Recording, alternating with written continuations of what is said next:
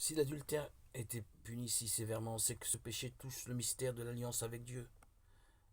L'amour humain et la fidélité dans le mariage sont des valeurs humaines et spirituelles. Les bafouer revient à toucher ce qui nous relie à Dieu, car elles expriment ce qu'il y a de plus précieux dans notre relation au Seigneur.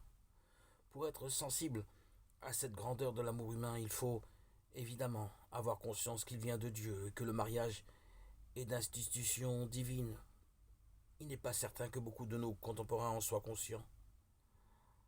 Rappelons-nous que Jésus lui-même aborde cette question lorsque des pharisiens lui demandent s'il est légitime de répudier sa femme.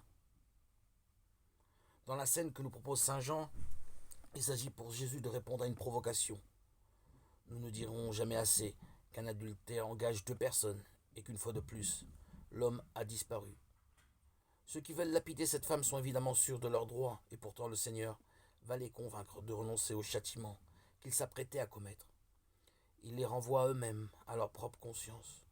Le résultat est immédiat. Aucune lance une pierre. Première victoire de Jésus. On peut penser que ces hommes ne lapideront plus aucune femme. Mais c'est sa deuxième victoire qui est encore plus belle. Il va guérir cette femme de son péché et de sa culpabilité. Il lui ouvre un autre avenir que celui de la mort qui l'attendait.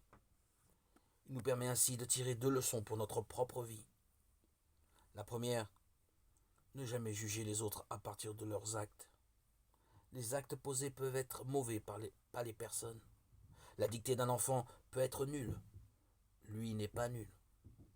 La seconde, Dieu condamne le mal, jamais celui qui le commet. Dieu ne veut pas la mort du pécheur, mais qu'il se convertisse et qu'il vive.